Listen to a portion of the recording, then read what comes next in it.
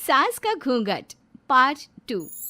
पिछले अंक में हमने देखा कि देविका अपने ससुराल में हर गलत बात का विरोध करती, तो उसकी वजह से देविका पर उसके ससुराल वाले बहुत अत्याचार करने लगे। एक दिन देविका ने सचिन से कहा, सचिन, मैं तुम्हारे घर में नहीं रह सकती, तुम मुझे आज ही मेरे घर शहर भेज दो, मैं अपने मम्मी पापा के पास रहूंगी। क्यों देविका, तुम शहर क्यों जाना चाहती हो? यहाँ तुम्हें किस बात की परेशानी है? किस बात की परेशानी नहीं है सचिन, तुम्हारे घर के आदमी औरतों के साथ जानवरों जैसा व्यवहार करते हैं, मैं ऐसे माहौल में नहीं रह सकती।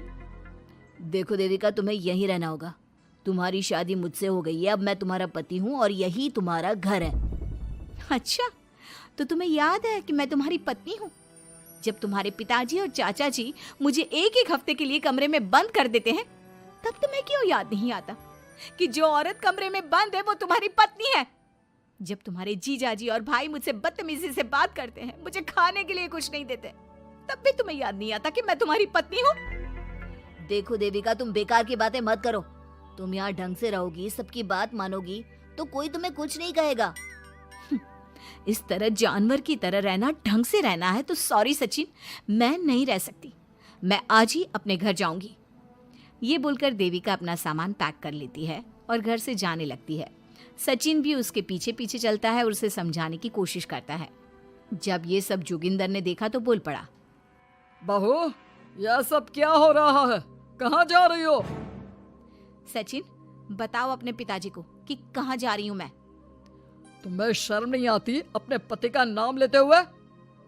मैं अपने पति का नाम ले रही हूँ, इसमें आपको क्या परेशानी है? आपका नाम तो नहीं ले रही हूँ ना? देविका, ये किस तरह से बात कर रही हो तुम पिताजी से? जिस तरह से करनी चाहिए उस तरह से कर रही हूँ बात। इससे अच्छी तरह से मैं तुम्हारे घर के किसी भी आदमी से बात नहीं कर सकती। तीनों की बात सुनकर घर के बाकी लोग भी वहां आ जाते हैं। तभी जोगिंदर कहता है, हमारे घर की औरतें अपने मर्दों का नाम नहीं लेती। तुम्हारे शहर में होता होगा, लेकिन हमारे यहाँ पर ऐसा कुछ नहीं होता। बहू, सचिन तुम्हारा पति है, तुम उसका नाम मत लिया करो। तुम अपने पति का नाम लेने की जगह ए जी, ओ जी, सुनो जी कहा करो। पति ना परमेश्वर होता है। तो परमेश्वर का तो हम नाम लेते हैं। क्यों माँ जी, क्या आप अपने इष्ट देव का नाम नहीं लेती? माँ जी, ये सब इन पुरुषों के बनाए तौर तरीके हैं, औरतों को दबाने के लिए। ये बेशर्म लड़की ऐसा नहीं सुधरेगी। ये हमारे घर की औरतों को भड़का रही है। सचिन, तुम इसे चुप कराओगे या फिर मैं करूं? नहीं नहीं पिताजी, मैं अभी समझा देता हूँ। चलो देविका अंदर, और कितना तमाशा बनाओगी मेरा? सचिन, मैं अंदर नहीं बाहर जाऊंगी, अब मैं यहाँ नहीं रह सकती। देविका की बात सुनकर महेंद्र कहता है, भाई साहब, ये लड़की इस घर से और गांव से बाहर ना जानी चाहिए, नहीं तो हमारे घर और गांव की औरतें भी ऐसी ही हरकतें करेंगी, वो भी मर्दों के खिलाफ बगावत करेंगी। और मैं भी देखती हूँ कि मुझे घर से बाहर जाने से कौन रोकता है। बहू, इनसे बहस करने का कोई फायदा नहीं, तुम अंदर चलो। इस गांव के मर्दों के अंदर बहुत अहंकार भरा हुआ है। देविका किसी की बात नहीं सुनती और अपना सामान उठाकर घर से बाहर जाने लगती है। तभी वहां मोहन और कल्याण आते हैं। कल्याण देविका के हाथ में से उसका सूटकेस छीन लेता है और मोहन देविका को जोरदार थप्पड़ मारता है। देविका का सर दीवार में लगता है और वो बेहोश हो जाती है। देविका, देविका तुम ठीक तो हो? भैया, आपकी हिम्मत कैसे हुई मेरी पत्नी पर हाथ उठाने की? सचिन, तुम जल्दी से देविका भाभी को अंदर कमरे में ले जाओ, मैं अभी वैद्य जी को लेकर आती हूँ। वीना जल्दी से वैद्य जी को लेकर आती है। वैद्य जी थोड़ी देर तक देविका की जांच करते हैं और कहते हैं, मुबारक हो आप सबको, आपकी बहू माँ बनने वाली है। अभी तो मैं आपको दवाई दे देता हूँ, लेकिन आगे इनके इलाज के लिए आपको दाई अम्मा को बुलाना होगा। ये बात सुनकर घर के सभी लोग खुश होते हैं। देविका को जब होश आता है, उसे ये बात पता चलती है तो वो बहुत खुश होती है। वो सबसे कहती है, मैं अपने बच्चे को यहाँ नहीं रख सकती। क्यों बहू, क्या हुआ? अब तुम ये सब बातें मत सोचो, तुम्हें आराम करना चाहिए। नहीं माँ जी, आप नहीं समझ रही।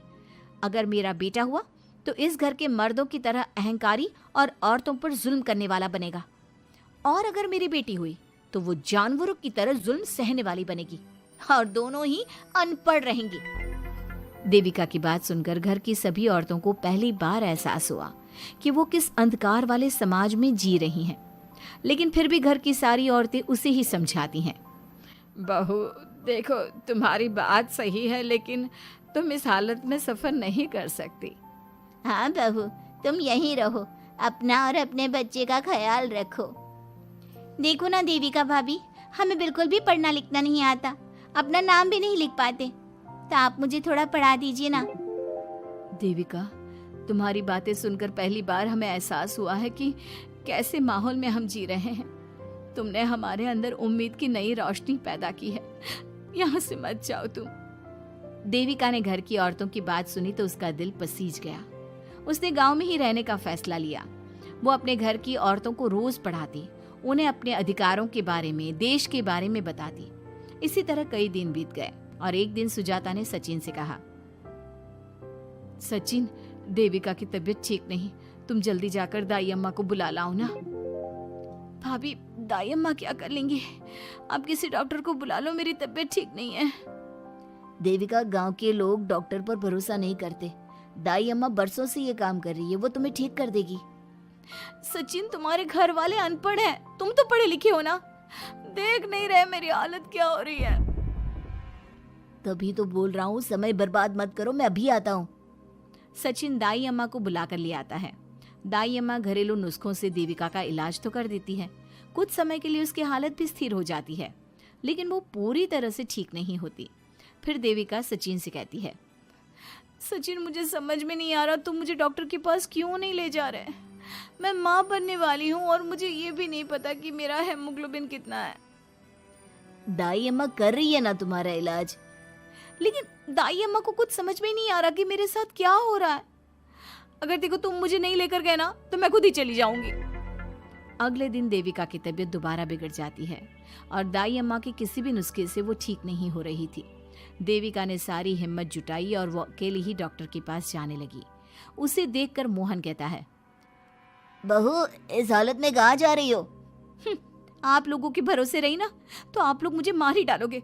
डॉक्टर के पास जा रही हूँ मैं। बहू, तेरा दिमाग तो ठिकाने पर है। हमारे घर की औरतें मर्दों से इलाज नहीं कराती। हे भगवान, इन जाहिल लोगों को मैं कैसे समझाऊं? डॉक्टर औरतें भी होती हैं। बहू, तो हमें पागल मत बना, हमने तो कभी कोई महिला डॉक्टर नहीं देखी। तू झूठ बोलकर निकलना चाहती है ना? इस गांव की सरहद से आप लोग कभी बाहर नहीं गए ना, इसलिए आप लोगों को नहीं पता कि महिलाएं डॉक्टर के अलावा क्या क्या है। ए लड़की, तुझसे तमीज से बात कर रहे हैं तो तू ज्यादा हवा में मत उड़। बोला ना एक बार, चल अंदर जा। चाचा जी, मैं अंदर नहीं जाऊंगी, डॉक्टर के पास जाऊंगी। मेरा इलाज सिर्फ डॉक्टर ही कर सकता है। ये बोलकर देविका घर से निकल रही थी कि तभी जोगिंदर ने उसे कमरे में ले जाकर बेड पर जोर से धक्का दे दिया, जिसकी वजह से देविका के पेट में चोट लग गई और वो दर्द की वजह से जोर जोर से चिल्लाने लगी। ये देखकर घर की सारी औरतें देविका को संभालने लगी। देविका, हिम्मत रखो, सब ठीक हो जाएगा। देविका भाभी, आप ठीक हो ना? माँ, कुछ करिए ना, भाभी की तबीयत बहुत खराब हो रही है। लेकिन मैं क्या कर सकती हूँ? भाभी, कुछ तो करो, कहीं बहू को कुछ हो ना जाए।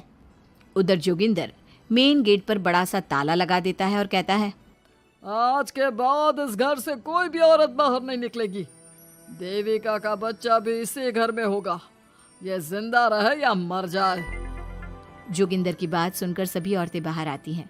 जब विमला को इस बात का एहसास हो जाता है कि जोगिंदर देविका को डॉक्टर के पास किसी कीमत पर नहीं जाने देगा, तब विमला पहली बार अपना घूंघट उठाकर तेज आवाज में कहती है, मैं भी देखती हूँ देविका को डॉक्टर के पास जाने से कौन रोकता है। आज देविका डॉक्टर के पास जाकर रहेगी। देविका की सास का घूंघट आखिरकार उतर ही गया। घर के आदमियों ने पहली बार विमला का ये रूप देखा था और उसकी तेज आवाज पहली बार सुनी थी। क्या विमला अपनी बहू की जान बचा पाएगी या जोगिंदर अपनी पत्नी की आवाज भी दबा देगा? ये जानने के लिए हमारे अगले एपिसोड का इंतजार कीजिए और हमें कमेंट में ये भी बताइए कि घर की औरतों को आगे क्या कदम उठाना चाहिए। Thanks for watching. Like, share, and subscribe.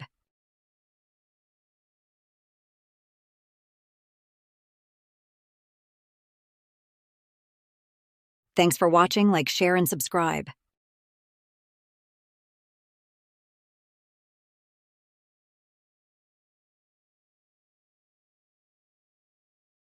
सास का घूंघट पार्ट 3। अब तक हमने देखा कि देविका की हालत बहुत नाजुक है, लेकिन घर के आदमी उसे डॉक्टर के पास नहीं जाने दे रहे हैं और जोगिंदर ने घर के मेन गेट पर बहुत बड़ा ताला लगा दिया है। लेकिन देविका की सास विमला पहली बार घूंघट उठाकर समाज के बनाए नियम का उल्लंघन करती है और देविका की जान बचाने की कोशिश में जुट जाती है। मैं भी देखती हूँ मेरी बहू को डॉक्टर के पास जाने से कौन रोकता है। देखो सचिन के बापू, दरवाजे की चाबी दे दो मुझे। तुम्हारा दिमाग ठिकाने पर है, पहले सर पर पल्लू रखो और अंदर जाओ। आज तक मैंने आपका हर गलत फैसला सर झुकाकर स्वीकार कर लिया, लेकिन आज मैं आपकी एक बात नहीं सुनूंगी। मुझे मेरी बहू की किसी भी कीमत पर जान बचानी है।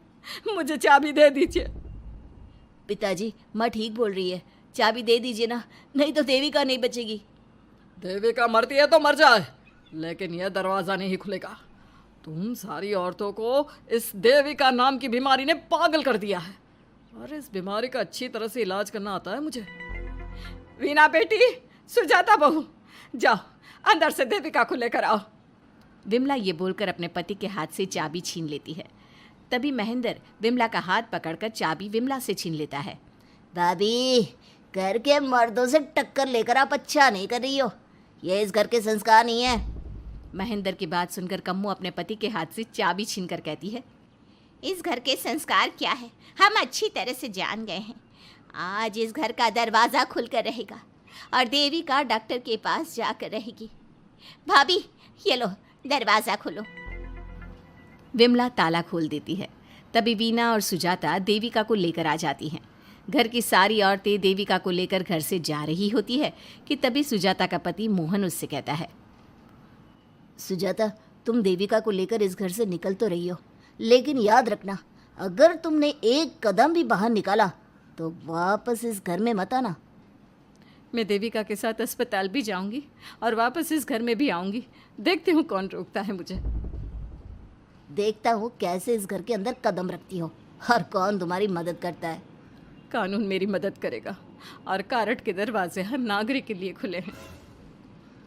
मोहन को अपनी पत्नी से इस तरह बात करता देख कल्याण वीना से कहता है, वीना, तुमने देविका का साथ देकर अच्छा नहीं किया। अगर तुम अभी भी इसके साथ गई तो अपना और मेरा रिश्ता खत्म समझना। मुझे कोई फर्क नहीं पड़ता, तुमने आज तक किया ही क्या है मेरे लिए। तुम खुद घर जमाई बनकर मेरे घर में रह रहे हो। कभी 100 रुपये की साड़ी दिलाई है मुझे। मेरे आने से पहले मेरा घर छोड़कर निकल जाना, समझे। ये बोलकर वीना और घर की सभी औरतें देविका को अपने साथ अस्पताल ले जाती है। वहाँ जाने के बाद डॉक्टर जल्दी से देविका का चेकअप करता है। चेकअप करने के बाद वो गुस्से से कहता है, ये क्या किया है तुमने? क्या हुआ डॉक्टर साहब? आपकी बहू की इतनी ज़्यादा हालत ख़राब है और उन्हें चोट भी लगी है, फिर भी आपने उन्हें हॉस्पिटल लाने में इतना लेट कर दिया। आपको 3 दिन पहले ही इन्हें हॉस्पिटल में एडमिट करवाना चाहिए था। हमसे गलती हो गई डॉक्टर साहब, लेकिन आप जल्दी कुछ करिए, हमारी बहू और उसके बच्चे को बचा लीजिए। देखिए, अभी कुछ भी कह पाना मुश्किल है। हम माँ और बच्चे में से किसी एक को ही बचा सकते हैं। आप सोच लो किसे बचाना है। डॉक्टर साहब, आप देविका को बचाइए, उससे कुछ नहीं होना चाहिए। देखिए, हमें देविका का ऑपरेशन करना पड़ेगा। आप इनके पति को बुलाइए, हमें कुछ पेपर पर साइन करवाने हैं। डॉक्टर की बात सुनकर सभी औरतें सोच में पड़ जाती हैं। तभी वीना कहती है, डॉक्टर साहब, इनके पति नहीं आ सकते, ये इनकी सास है विमला देवी, आप इनसे साइन करवा लीजिए। लेकिन पेशेंट की हालत इतनी नाजुक है, इनके पति है कहाँ? वो अपने आदमी होने का धर्म निभा रहा है। पति धर्म के बारे में उसे कुछ नहीं पता। डॉक्टर साहब, वो नहीं आएगा। क्या क्या करना है आप मुझे बताइए। थोड़ी देर बाद डॉक्टर देविका का ऑपरेशन शुरू कर देते हैं। जब वो ऑपरेशन थिएटर से बाहर आते हैं तो कहते हैं, आप लोगों की किस्मत अच्छी है, देविका भी सुरक्षित है और उसका बच्चा भी। डॉक्टर, बेटा हुआ है या बेटी? बेटा हुआ है। सब लोग बहुत खुश होते हैं। कुछ दिन तक देविका उसी हॉस्पिटल में रहती हैं और उसके ससुराल की औरतों ने उसका बहुत ध्यान भी रखा। अब देविका कुछ हद तक ठीक हो गई। डॉक्टर ने देविका को घर जाने की इजाज़त दे दी, लेकिन सभी सोच में पड़ गए। हम भाभी को घर ले तो जाएं, लेकिन माँ आपको घर का माहौल पता है ना, देविका भाभी अभी पूरी तरह से ठीक नहीं हुई। भाभी वहाँ आराम नहीं कर पाएंगी और पता नहीं घर के सारे आदमी हमारे साथ क्या करेंगे। माँ, क्या हम डॉक्टर से बात करके देविका को थोड़े दिन और यहाँ नहीं रख सकते? जब वो पूरी तरह से ठीक हो जाएगी तो उसे यहाँ से ले जाएंगे। ये बात सुनकर विमला सोच में पड़ जाती है। तभी कम्मो कहती है, तुम दोनों ठीक कह रही हो, मैं अभी डॉक्टर से बात कर लेती हूँ। कम्मो डॉक्टर से बात कर लेती है और देविका कुछ दिन में बिल्कुल ठीक हो जाती है। देविका अपने बच्चे को गोद में लिए बाकी औरतों के साथ अपने ससुराल जाती है, लेकिन घर के सभी आदमी उन्हें दरवाजे पर ही रोक देते हैं। खबरदार, तुम में से कोई भी औरत अगर घर के भीतर घुसी, अगर तुम घर में कदम रखोगी तो घर अपवित्र हो जाएगा।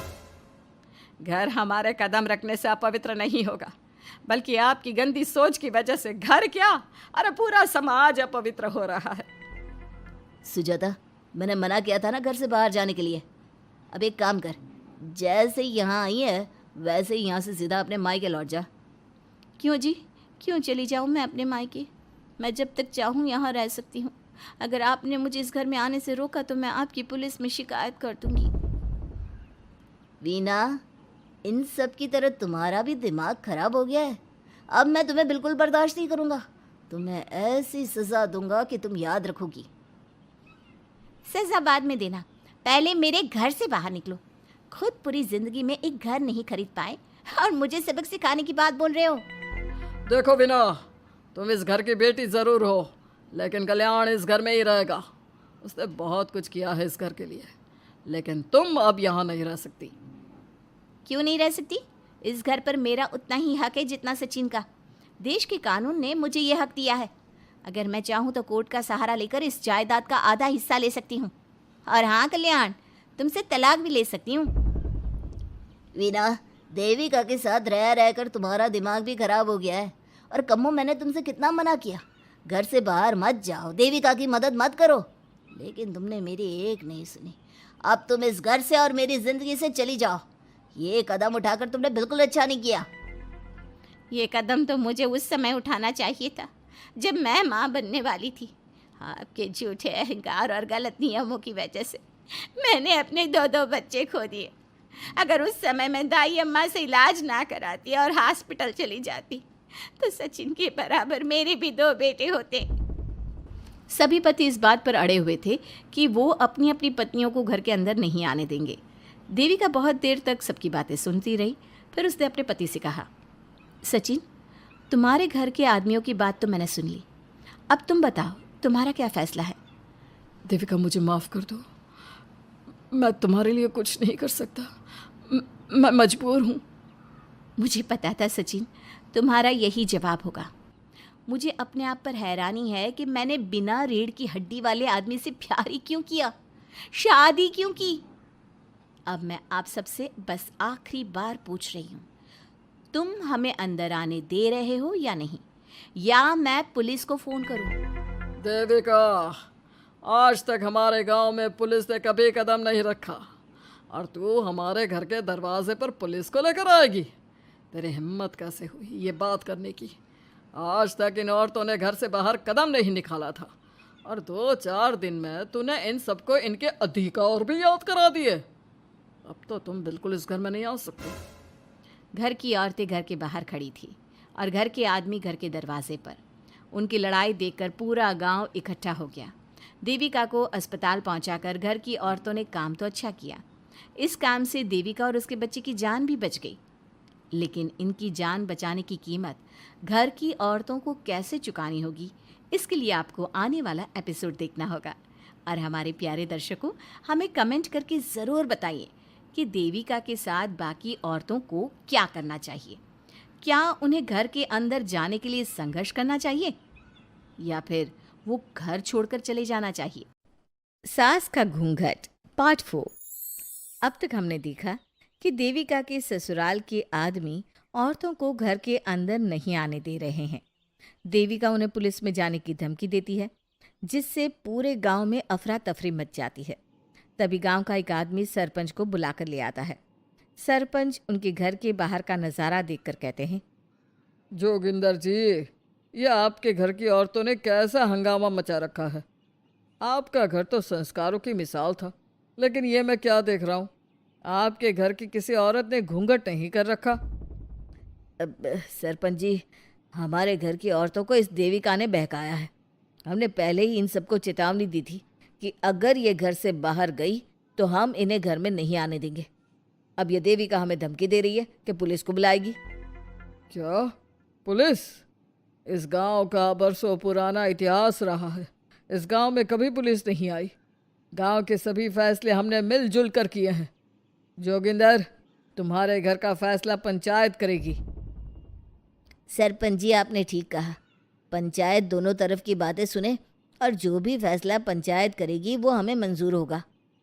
तो ठीक है, आज दोपहर को सभी गांव की चौपाल पर इकट्ठा होंगे और वहीं तुम्हारे घर का फैसला होगा। सरपंच वहाँ से चला जाता है। घर के आदमी घर के अंदर जाकर दरवाज़ा बंद कर लेते हैं और घर की औरतें वहीं घर के बाहर पेड़ के नीचे बैठ जाती हैं। तभी विमला कहती है, देविका बहू, तुम्हें भूख लगी होगी ना? नहीं माँ जी, मुझे भूख नहीं लगी, मैं ठीक हूँ। बहू, तेरा बच्चा छोटा है अभी, तुझे भूखा नहीं रहना चाहिए। वीना, सुजाता, जाओ पास में जो पंडित जी का बाग है ना, वहाँ से कुछ फल तोड़ लाओ। वीना और सुजाता पास के बगीचे से खूब सारे फल तोड़ कर ले आती हैं। सभी औरतें फल खाती हैं। तभी देविका कहती है, आप सब घर से बाहर निकली, घूंघट उतार दिया तो इन मर्दों की इज्जत चली गई, लेकिन हम सब घर के बाहर भूखे प्यासे बैठे हैं। इस बात पर इन अहंकारी मर्दों को शर्म क्यों नहीं आ रही? हाँ देविका, तुम ठीक कह रही हो। अगर हम मर भी जाए ना, तब भी इन मर्दों के लिए इनके बनाए गए नियम कानून ही अहम रहेंगे, हम नहीं। सुजाता भाभी, मुझे तो सबसे ज़्यादा सचिन पर गुस्सा आ रहा है। उसने मुझसे लव मैरिज की थी, क्या क्या वादे किए थे कि मेरा साथ कभी नहीं छोड़ेगा, और आज उसने मेरा साथ छोड़ दिया। अपने बच्चे को एक बार भी नहीं देखा उसने। देविका, वो शुरू से ही ना डरपोक रहा है, लेकिन इन सारी बातों को छोड़ो। मुझे तो इस बात की चिंता हो रही है कि पंचायत में न जाने क्या फैसला होगा। पता नहीं वो इंसाफ करेंगे भी या नहीं। वीना दीदी, आपको अभी भी पंचायत से इंसाफ मिलने की उम्मीद है? अगर इस गांव की पंचायत में सच में इंसाफ करने की भावना होती तो सरपंच जी अभी हमें घर के अंदर जाने देते। देखा नहीं कितना जहर उगल कर गए हैं हमारे खिलाफ। तो बहू, अब हम क्या करेंगे? पंचायत तो हमारे खिलाफ ही फैसला सुनाएगी। पहले तो हम अपनी सारी बातें रखेंगे। अगर ये लोग नहीं माने तो आपको वही करना होगा जो मैं कहूँगी। लेकिन एक बात आप याद रखना, किसी भी सूरत में हम झुकेंगे नहीं, क्योंकि हम सही हैं। देविका सभी औरतों को समझा रही थी। तभी वहाँ एक गांव वाला आता है। आप सभी को पंचायत में बुलाया है। उस गांव वाले की बात सुनकर सभी औरतें पंचायत में पहुंचती हैं। वो देखती हैं कि उस पंचायत में सारा गांव इकट्ठा हो गया है। बहुत सारी औरतें लंबे लंबे घूंघट करके वहां आई हुई हैं। तभी पंचायत की कार्यवाही शुरू की गई और घर के आदमियों से पूछा गया कि वो घर की औरतों को घर में क्यों नहीं रखना चाहते। हमारे घर की औरतें ना तो घूंघट उतारती है और ना ही किसी डॉक्टर से इलाज करवाती है, और हमारे मना करने के बाद भी इन सब ने घर से बाहर कदम रखा, हमसे ऊंची आवाज़ में बात की। हमने इन सबको चेतावनी भी दी, लेकिन इन्होंने हमारी बात नहीं सुनी। अब ये सभी औरतें हमारे घर में नहीं रह सकती। अब औरतें अपना पक्ष रखें। ये कानून की किस किताब में लिखा है कि औरतों को घूंघट करना चाहिए? और अगर मेरे ससुराल की औरतें मुझे डॉक्टर के पास ना लेकर जाती तो ना मेरा बच्चा जिंदा बचता और ना ही मैं। लेकिन दाई अम्मा से हम इलाज करवा रहे थे ना।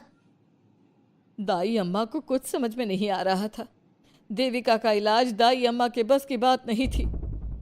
काफ़ी देर तक दोनों पक्षों में बहस चलती रही। दोनों एक दूसरे पर आरोप प्रत्यारोप लगाते रहे, लेकिन दोनों पक्षों की बात सुनने के बाद पंचायत ने जो फैसला लिया उसके लिए तो देविका पहले से ही तैयार थी। दोनों पक्षों की बात सुनने के बाद पंचायत ने यह फैसला किया है कि सारी गलती महिलाओं की है। अगर वो अपने अपने पतियों से माफ़ी मांग लेती है और वादा करती है कि भविष्य में कभी ऐसी गलती नहीं दोहराएंगी, तो वो घर के अंदर प्रवेश कर सकती हैं।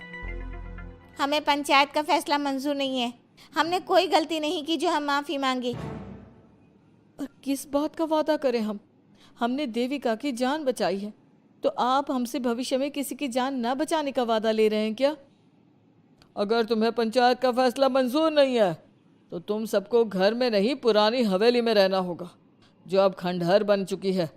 यह खंडहर तुम्हारे घर के सामने ही है। सरपंच जी, आपका फैसला सही नहीं है। एक बार और सोच लीजिए इस फैसले के बारे में। ओ शहर की छोरी, 4 किताबें क्या पढ़ ली, हमें सही गलत का पाठ पढ़ाएगी? तुझे पता नहीं कि पंचायत का फैसला यहाँ सदियों से चलता आया है और लोग उसी को मानते आए हैं। अच्छी तरह जानती हूँ सरपंच जी। अगर मैं चाहूँ तो आपके इस फैसले को कोर्ट की चौखट तक ले जा सकती हूँ। पुलिस को बुलाकर अभी घर के अंदर जा सकती हूँ। पंचायत और घर के आदमियों की शिकायत पुलिस में कर सकती हूँ और अपने बच्चे को उसका हक दिलवा सकती हूँ। लेकिन नहीं, मैं ऐसा नहीं करूँगी। मैं उसी खंडहर में रहूँगी और इस गांव के आदमियों को दिखा दूंगी कि औरत खंडहर को भी महल बना सकती है, और वो भी बिना किसी आदमी की मदद के। सारे गांव की औरतें देविका की बातें सुनकर हैरान हो जाती है। उनका जीवन घूंघट और घर के 4 दीवारी के बीच में ही था। कोई औरत अपने हक के लिए पंचायत से भी टकरा सकती है, ये बात उन्होंने पहली बार सुनी थी। अब देविका घर की औरतों के साथ खंडहर में चली जाती है।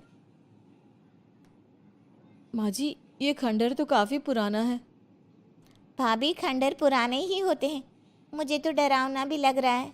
मैं डर की वजह से कभी इस खंडहर के आसपास भी नहीं आई, लेकिन मुझे क्या पता था कि एक दिन इसी में रहना पड़ेगा।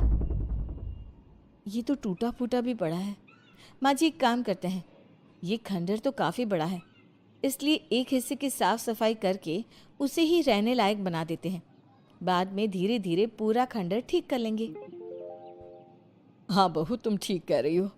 विमला भाभी और मैं इस खंडहर के टूटे हुए हिस्सों पर मिट्टी और ईंटें लगा देते हैं। सुजाता और विना, तुम साफ सफाई कर लो। सभी औरतें मिलकर खंडहर के एक हिस्से को सुधारना शुरू कर देती है और काफ़ी देर तक मेहनत करने के बाद वो उस हिस्से को काफ़ी हद तक अच्छा कर लेती हैं। और इसी तरह रात हो जाती है। सभी औरतें बैठकर बात करती है। माँ, हमने इस खंडहर को घर तो बना दिया है, लेकिन ये घर चलेगा कैसे? हाँ माँ जी, मैं भी यही सोच रही हूँ। और हम सब तो बड़े हैं, गर्मी सर्दी भूख कुछ भी आसानी से बर्दाश्त कर सकते हैं, लेकिन देविका का बेटा बहुत छोटा है, उसे तो हमें अच्छी तरह से पालना होगा ना। मैं भी यही सोच रही हूँ कि आगे हमें क्या करना चाहिए। कम्मू और मैं मिलकर मिट्टी का चूल्हा और मिट्टी के बर्तन बना देते हैं। कुछ दिन के लिए खाने का इंतज़ाम भी हो जाएगा, क्योंकि यहाँ पर खेत और बाग बगीचे आसपास ही है, कहीं से कुछ भी ले सकते हैं। पहले आप मुझे ये बताइए कि आप सब लोगों को आता क्या है? मतलब कोई ऐसा काम जिसका आपको शौक हो, जो आपने बचपन से किया हो। बहू, तेरे दिमाग में चल क्या रहा है? माँ जी, बहुत कुछ चल रहा है। बस अब हमारा सारा ध्यान इस बात पर होना चाहिए कि हम अपने लिए अच्छे से अच्छा क्या काम कर सकते हैं। आप सब हिम्मत से और समझदारी से काम लो, फिर देखना हम इस खंडहर को भी महल बना देंगे। इसके लिए सबसे पहले हमें आत्मनिर्भर बनना होगा। देविका सभी को समझा रही थी, तभी उसका बेटा रोने लगा। उसने अपने बेटे को गोद में उठाया और उसे चुप कराने लगी।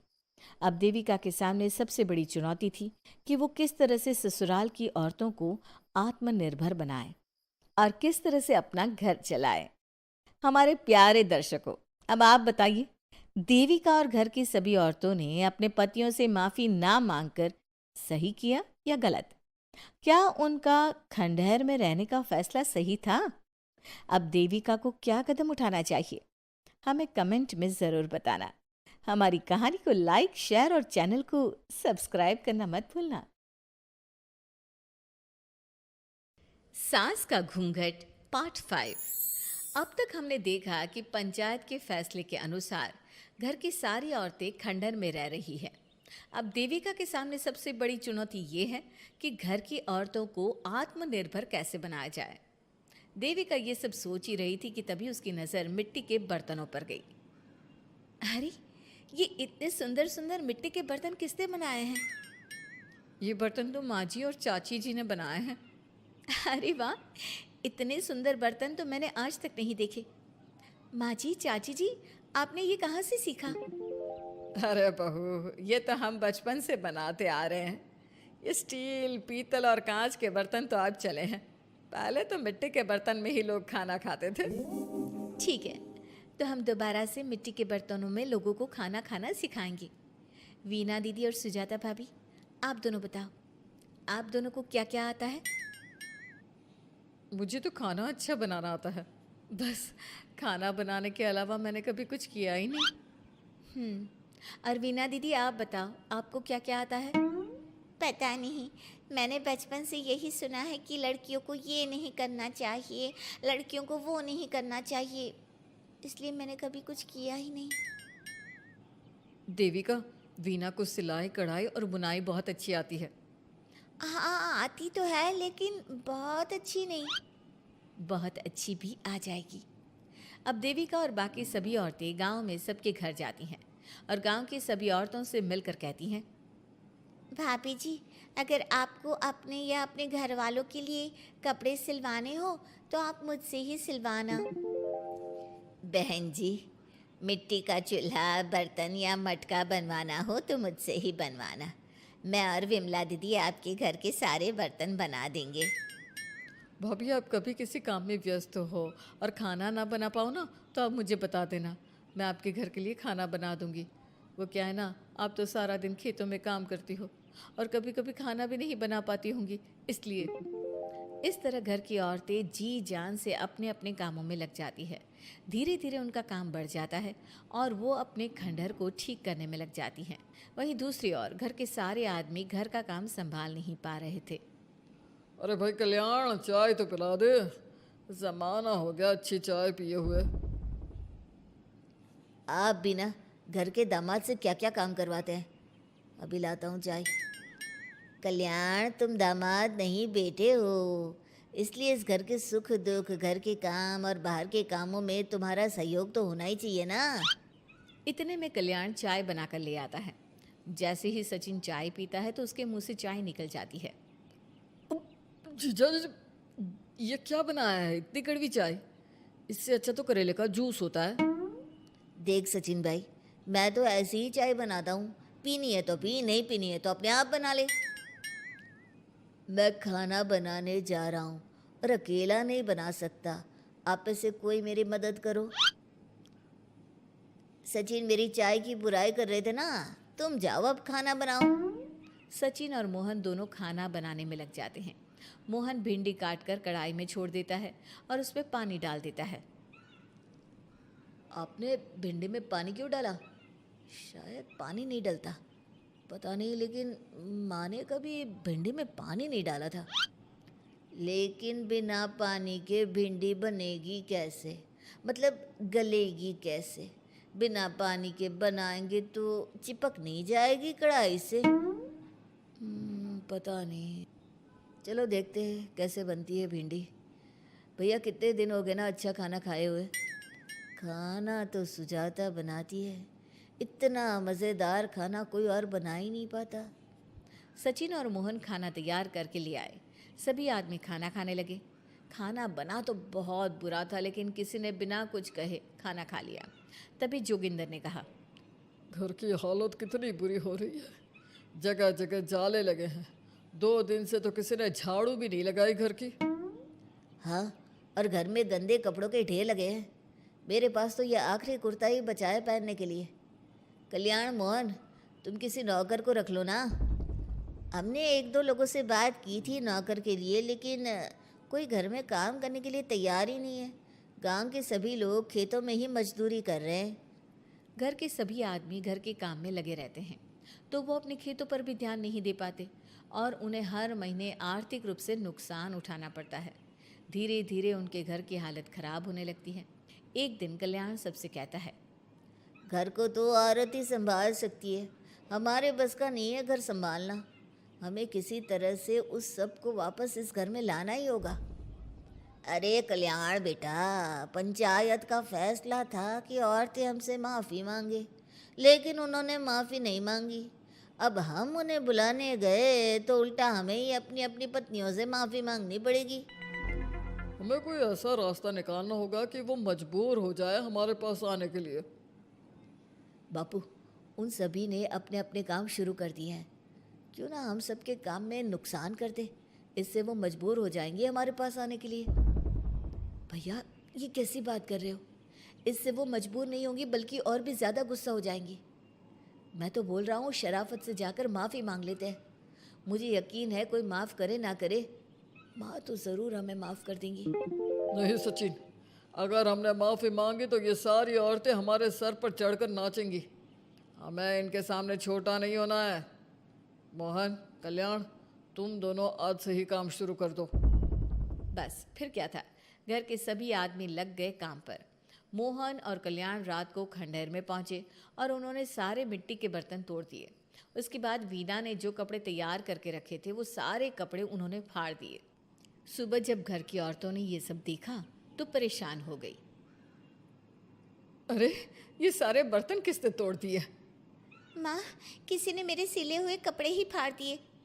ये हरकत कौन कर सकता है?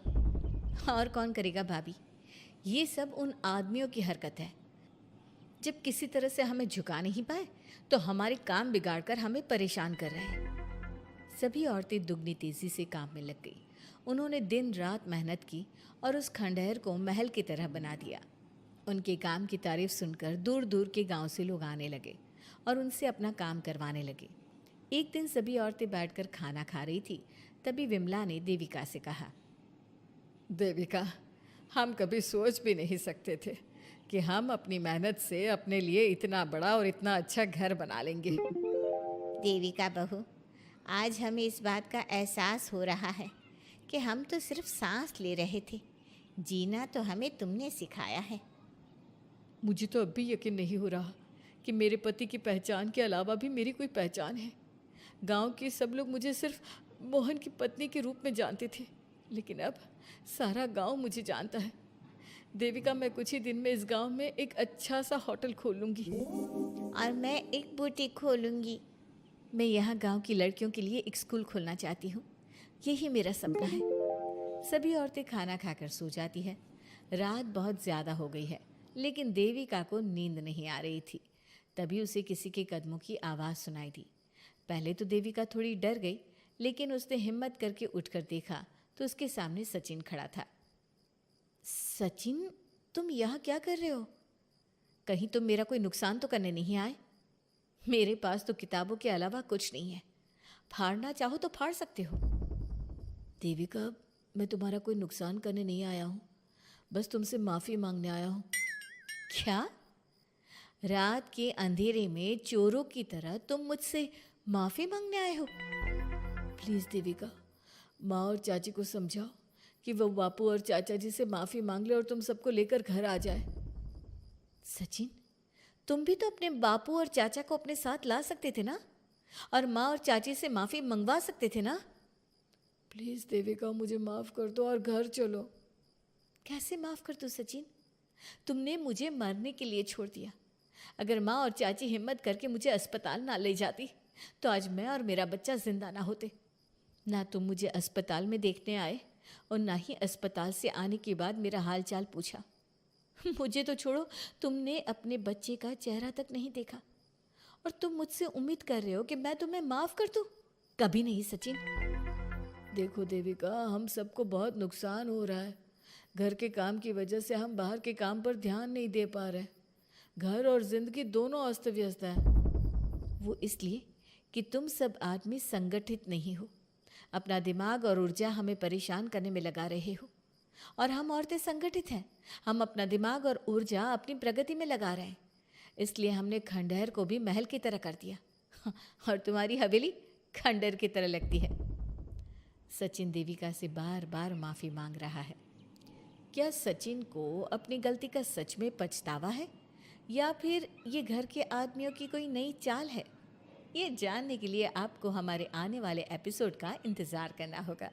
और हाँ, कमेंट करके हमें ये भी ज़रूर बताइए कि क्या देविका को सचिन को माफ कर देना चाहिए? क्या उसे सब कुछ भूलकर सचिन के साथ अपना घर बसाना चाहिए, या फिर सचिन को भूल जाना चाहिए? सास का घूंघट पार्ट 6। अब तक हमने देखा कि रात के अंधेरे में चुपके से सचिन देविका से माफी मांगने जाता है, लेकिन देविका कहती है, सचिन, मेरे लिए सबसे बड़ी चीज मेरा आत्मसम्मान है, इसलिए मैं तुम्हें माफ नहीं कर सकती। अब तुम यहां से जा सकते हो। देविका, एक बार मुझे मेरे बच्चे से तो मिलने दो। मैंने अभी तक उसे देखा भी नहीं है। कौन सा बच्चा सचिन? वही बच्चा जिसे तुमने और तुम्हारे बाप ने अपने घर के अंदर तक नहीं घुसने दिया। आज अचानक बच्चे की याद कैसे आ गई? देखो सचिन, चले जाओ यहां से। मेरे बच्चे के सामने और मेरे सामने फिर कभी मत आना। सचिन जब घर जाता है तो घर के सभी आदमी उसे डांटने लगते हैं। इतनी रात को कहाँ गया था सचिन? देविका से माफी मांगने। तुझे शर्म नहीं आई अपनी बीवी से माफी मांगते हुए? घर की इज्जत का कुछ ख्याल है कि नहीं? लेकिन चाचा जी, आखिर अपनी ही पत्नी से माफी मांगने में कैसी शर्म? लो जी लो, नवाबजादे पूछ रहे हैं कि कैसी शर्म। अरे मुझे अभी तक यह समझ में नहीं आता कि देविका तेरी पत्नी है या तू देविका की पत्नी है। जीजा जी, पति पत्नी एक समान होते हैं और माफी मांगने से कोई छोटा बड़ा नहीं होता। काश मैंने पहले अपनी पत्नी का साथ दिया होता। आज मैं आखिरी बार आपको समझा रहा हूं कि आप सब भी अपनी पत्नियों से माफी मांग लो। देविका ने तो मुझे माफ नहीं किया, शायद माँ, चाची, भाभी और दीदी ही आप सबको माफ कर दे। सचिन सभी को समझाने की बहुत कोशिश करता है, लेकिन कोई भी उसकी बात नहीं सुनता। वहीं दूसरी ओर सुजाता के हाथ का बना खाना सारे गांव में फेमस हो गया था, तो उसने एक बहुत अच्छा सा होटल खोल दिया। देविका, मैं चाहती हूँ मेरे होटल की सबसे पहली ग्राहक तुम ही हो, क्योंकि तुम्हारी वजह से ही आज मैं अपना खुद का होटल खोल पाई हूँ। क्यों नहीं भाभी? लेकिन भाभी, आपको अब अपने होटल में ना सिर्फ इंडियन खाना बनाना है, बल्कि इटालियन, चाइनीज और फ्रेंच खाना भी बनाना होगा। सुजाता सभी औरतों को अपने होटल का खाना खिलाती है। खाना खाने के बाद कम्मो कहती है, अरे बहू, इतना अच्छा खाना तो मैं भी नहीं बना सकती। तू तो वो हो गई, क्या कहते हैं उसे? मास्टर शेफ चाची जी। हाँ, मास्टर शेफ। बहू, अब तेरा होटल चलेगा नहीं बल्कि दौड़ेगा। हाँ बहू, तूने सच में खाना बहुत स्वादिष्ट बनाया है। अब वीना बेटी, तुझे क्या करना है? अपना बुटीक कब खोलेगी? माँ, कल ही कर देती हूँ। दुकान और सिलाई मशीनों का सारा काम हो गया है और वर्कर भी आ जाएंगे। तो ठीक है, फिर अच्छे काम के लिए देर नहीं करनी चाहिए। देविका, मैं चाहती हूँ कि मेरी दुकान का इनॉग्रेशन तुम करो। आखिर तुम्हारी वजह से तो मेरा बुटीक खुल रहा है। अगले दिन वीना भी अपना बुटीक खोल लेती है। उसका बुटीक भी चलने लगता है। माँ, आजकल ना कस्टमर ज़्यादा हो गए हैं। बुटीक में जो वर्कर है वो वर्कर कम पड़ रहे हैं। मुझे और वर्कर की ज़रूरत है। बेटी, गांव में तो तुझे कोई मिलने से रहा। अच्छे वर्कर तो शहर से ही मिलेंगे। हमें भी कुछ लोगों की ज़रूरत है जो हमारे बर्तन शहर ले जाकर बेच सके। देविका बहू, अब तू ही कुछ कर। ठीक है माँ जी, मैं अपने पापा से बात करती हूँ। वो अखबार में इश्तिहार दे देंगे तो कई वर्कर आ जाएंगे। कम्मो और विमला के बनाए बर्तन भी दूर दूर तक बिकने लगे। सभी औरतें देखते ही देखते बहुत फेमस हो गई। अब देविका ने गांव में अपना स्कूल भी खोल लिया। सभी गांव की लड़कियां स्कूल जाने लगी। एक दिन देविका ने सभी से कहा, माँ जी, मैंने स्कूल तो खोल लिया है और गांव की लगभग सारी लड़कियां भी आ रही हैं, लेकिन कल से आप सब भी आएंगी, गांव की सभी औरतों के साथ। देविका बहू, कैसी बात कर रही है तू? इस उम्र में हम स्कूल जाते हुए अच्छे लगेंगे क्या? माँ जी, पढ़ने की कोई उम्र नहीं होती और आप सबको मैंने कितना कुछ तो सिखा दिया है। अगर आप सब स्कूल पढ़ने आएंगी तो इससे गांव की सभी औरतों को हिम्मत मिलेगी। लेकिन बहू, अब हमें पढ़ने की क्या ज़रूरत? अब तो हम बूढ़े हो गए हैं। चाची जी, ज़रूरत है पढ़ने की, और पढ़ने की कोई उम्र नहीं होती। अब देविका लड़कियों को पढ़ाने के साथ साथ गांव की औरतों की शिक्षा पर भी ध्यान देने लगी। कुछ दिन में घर की सभी औरतों के बारे में राज्य के बड़े बड़े मंत्रियों को पता चला और वो सीधा उनके गांव उनसे मिलने पहुंचे। देविका जी, आपकी वजह से पूरे गांव का नाम रोशन हो गया है। जगह जगह आपके घर की सभी औरतों की तारीफ हो रही है। हाँ देविका जी, आप सभी के बारे में सुनकर हम अपने आप को रोक नहीं पाए और आपसे मिलने आ गए। देविका जी, हम आपको और आपके घर की सभी औरतों को सम्मानित करना चाहते हैं और आपके स्कूल के लिए डोनेशन भी देना चाहते हैं। इस तरह मंत्री और गांव के सभी लोग देविका के साथ साथ उसके घर की सभी औरतों को प्रतीक चिन्ह देकर, फूलों की माला पहनाकर और शॉल देकर सम्मानित करते हैं। इसके अलावा देविका के स्कूल के लिए भी बहुत पैसा देते हैं। जिस पंचायत ने देविका के खिलाफ फैसला सुनाया था, उस पंचायत को अपने फैसले पर आज पछतावा हो रहा था। उधर घर के आदमियों की हालत और भी खराब हो रही है। बापू, चाचा जी, अब सचिन ने आपको समझाया था कि सबसे माफ़ी मांग लेते हैं, तब आपने हमारी बात नहीं सुनी। अब देखिए, सभी का राज्य में कितना नाम हो रहा है। खुद मंत्री जी उनको सम्मानित करने आए हैं। बापू, मोहन और सचिन ठीक कह रहे हैं। हमारी हालत तो दिन पे दिन खराब होती जा रही है। ना तो हम घर का कोई काम कर पा रहे हैं और ना ही बाहर का। तुम लोग ज़रूरी बात सबसे आखिर में बताते हो। ये बात तुम लोग पहले भी तो बता सकते थे। भैया, हमें सबसे माफ़ी मांगनी चाहिए और सबको यहाँ बुला कर लाना चाहिए। ठीक है, तुम सब यही चाहते हो तो चलो, आज ही घर की सभी औरतों को घर ले आते हैं। घर के सभी आदमी चल देते हैं सभी औरतों से माफ़ी मांगने के लिए। जैसे ही वो औरतों के पास पहुंचते हैं, सभी हैरान हो जाती हैं। कम्मो, ये सब यहाँ क्यों आए हैं? पता नहीं, लगता है आज फिर झगड़ा करने आए हैं हमसे। अगर आज कल्याण ने मुझे कुछ बोला तो इसे छोड़ूंगी नहीं मैं भी नहीं छोड़ूंगी मोहन जी को। ना इनका भरता बनाया तो मेरा नाम भी सुजाता नहीं। शांत रहो आप सब, देखने तो दो क्या कहते हैं। सभी आदमी अपनी अपनी पत्नियों से माफ़ी मांगते हुए कहते हैं, कम्मो, मुझे माफ़ कर दो, मैं तुम्हें घर ले जाने आया हूँ। तुम्हारे बिना घर बहुत सुना लगता है विमला, घर चलो। सुजाता, मैंने जो भी तुम्हारे साथ किया उसके लिए मैं बहुत शर्मिंदा हूँ। मुझे तुम्हारी और तुम्हारे हाथ के बने खाने की बहुत याद आती है। तुम मेरे साथ घर चलोगी ना? वीना, वो घर मेरा नहीं तुम्हारा है और मैं नहीं चाहता कि तुम मेरी वजह से अपना घर छोड़ दो। इसलिए अपने घर चलो और हम सबको माफ़ कर दो। अपने पतियों की इस तरह माफ़ी मांगने से सभी औरतें अपने पतियों को माफ़ करके उनके साथ जाने को तैयार हो जाती हैं। लेकिन देविका घर आने से मना कर देती है। सभी औरतें उसे समझाती है, देविका बहू, अब घर जाने में क्या दिक्कत है? मांग तो ली सबने माफ़ी। देख तो सचिन भी कितना शर्मिंदा है। हाँ बहू, हमारी लड़ाई तो यही थी कि ये हमसे माफ़ी मांगकर इज्जत के साथ घर ले जाए। अब घर चलने से तेरी शादी बच सकती है। चाची जी, मैं पहले भी बता चुकी हूँ, अब दोबारा से फिर कह रही हूँ, मेरे लिए शादी से बड़ा है आत्मसम्मान। आप लोगों की शादी आपकी मर्जी से नहीं हुई है, लेकिन मेरी शादी मेरी मर्जी से हुई है। इसलिए शायद आप लोगों को फ़र्क नहीं पड़ता कि आपके पति ने आपके साथ क्या किया, पर मुझे इस बात से बहुत फ़र्क पड़ता है कि मेरे पति ने मुझे अपने बराबर नहीं समझा और इसलिए मैं उसे माफ़ नहीं कर सकती। देविका, मैं अपने बर्ताव के लिए बहुत शर्मिंदा हूँ। तो जिंदगी भर शर्मिंदा रहना। और हाँ, आप सब इनके साथ जाना चाहती हैं तो जाइए, लेकिन मेरी एक बात हमेशा याद रखिएगा, शादी सिर्फ एक रस्म होती है। इस रस्म में पति और पत्नी बराबर के हिस्सेदार होते हैं, ना कोई छोटा होता है और ना कोई बड़ा। इसलिए यदि आपका पति आपको सम्मान दे तो बदले में उसे सम्मान दो, नहीं तो वो जैसा करे आप भी वैसा ही करो। देविका सचिन के साथ नहीं जाती है और अपने बेटे के साथ वहीं रहने का फैसला करती है।